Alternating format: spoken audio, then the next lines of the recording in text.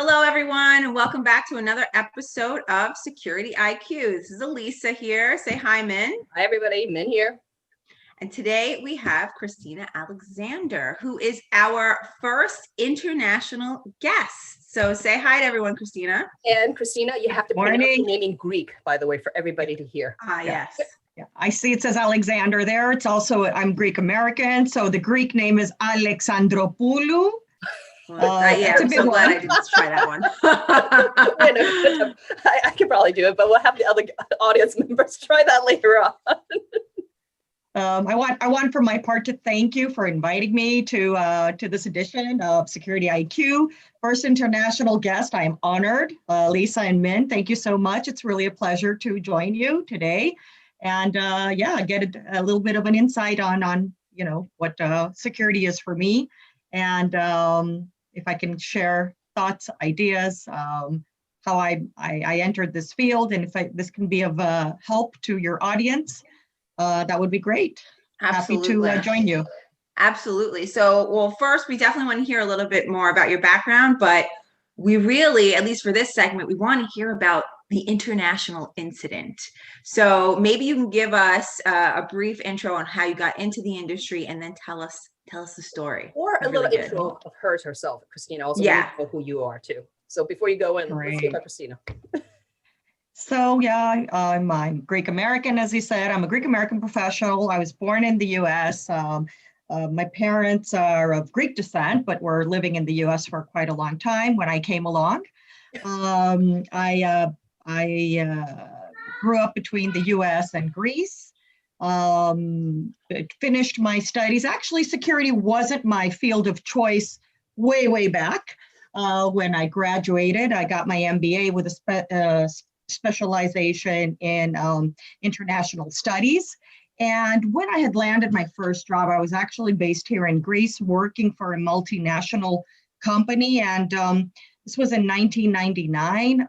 We had organized, the company I worked for was one of the partners for the annual Economist Conference here in Greece. And this was being organized at one of the biggest hotels in Greece in 1999. Unfortunately, this was a very difficult time in Greece. There were a lot of small terrorist cells coming up in Greece. Usually the one that actually placed a bomb in this hotel was the revolutionary cells. They were demonstrating against NATO bombings in Yugoslavia at the time. Wow. And I was actually there from more of a marketing capacity, having my first job in the industry, and working out of the hotel setting up.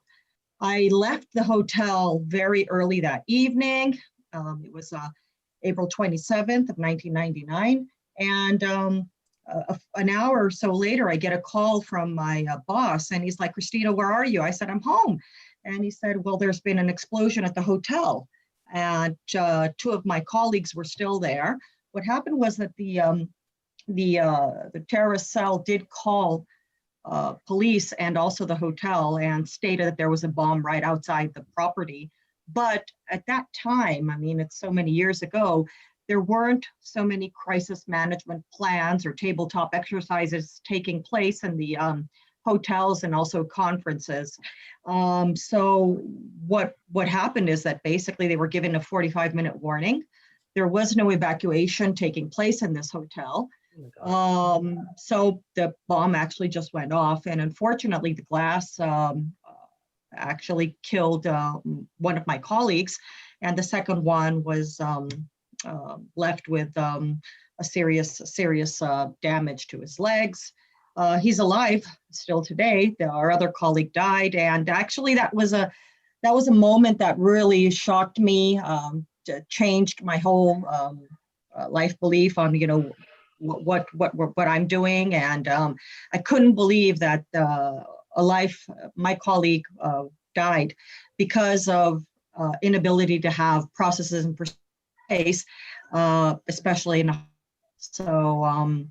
you go to a hotel, what you want, what people are usually looking for is a feeling of safety, and that's what hospitality is all about. Making sure you offer a a safe home to someone that wants to spend the night. It's not only about the fancy things, but it's also about feeling safe. So I couldn't believe it back then that there was no crisis management planning. So I kind of shifted, from my standpoint. I looked at business continuity, corporate communications, crisis management, crisis planning, and then I focused my studies into this field. So from then until today, I'm a certified ACES security professional. I've done a lot of training on security systems and a lot of processes and procedures on how to make an organization more resilient and safe. And that's how I basically transitioned way back then. So Since that time, I worked in, from behind the scenes, also in the organizations that had security systems. But now I'm working on the other side. On the other side, I'm working as a director of security in a large international hotel chain. And that's a little bit about my story of how I got into security. Very interesting. Not a lot of people that can tell that story, or as you pointed out, live to tell that story. So we're happy you're here.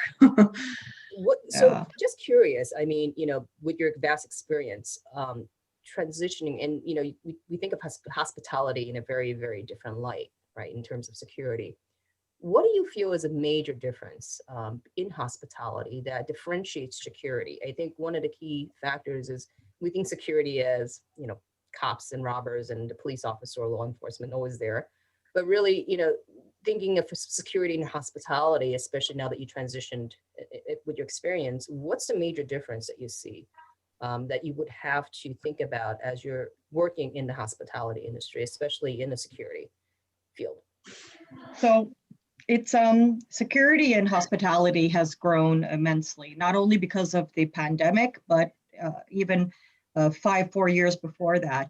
It used to be that the large hotel chains did not have directors of security.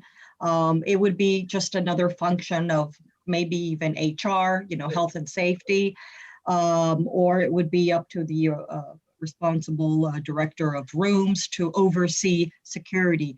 Now, as I said, with the way our world is progressing and the need to have a very safe environment, the security field has grown immensely in hotels, not only with systems like access control and CCTV, perimeter security, guard to patrols and all that, but also from a sense of security for the staff that is working in a hotel. Right now, there are so many programs in place. So for onboarding, all the major hotels chains do have security and health and safety as part of the onboarding processes and procedures, making not only the staff, but also their managers accountable for ensuring that each and every employee is fully trained on fire safety, on evacuation, on what to do in case of any crisis, whether that is earthquake, flooding, terrorist activity, active shooter situation and all that. And I think it's only natural, because this event that happened to me personally here in Greece in 1999, imagine there was a culmination of events happening around the world, which led to the hospitality industry to understand that this is a necessity. Travelers wouldn't be traveling to these hotel chains unless they also felt secure that there are processes and procedures in place in case something like this happens. Now, if there's a need for an evacuation, if there's any possibility that the property will need to be locked down, we see that in security also the large organizations around the world that are organizing, their meetings, their incentive meetings, their congresses, MICE, they're looking to make sure that the hotels that they prefer to go to do have security directors in place, systems in place, processes, procedures, checklists are being filled out, because it's part of the decision-making process now. It's not only about a fancy room or a great restaurant for a breakfast. It's about having this feeling of safety and security when people are staying in a hotel. So I think that this transition did come as a natural evolution of, the world around us and how it's changed. And, I think, having situations and crisis management scenarios for armed assailants and lone shooters, we didn't have this 20 years ago. Yeah. I mean, the world has really changed. It's changed. Yeah. A lot in 20 years, that's for sure. Yeah. I mean, if it would, Well, right, Elisa? totally. And it's good to have this kind of perspective, right? Because not every security professional, we all come up against some sort of situation that we're preparing for, but not everybody lives through these types of events. So it's good to hear the stories and the experience so that we don't all have to live through, we can all learn from it, right? Well, this ends our segment for now, but we do want to move into the next segment. So everyone stay tuned. We're going to talk a little bit about Christina's experience in diversity and her perspective, and hopefully recognize some of the changes that have happened in the area of diversity in security. So stay tuned.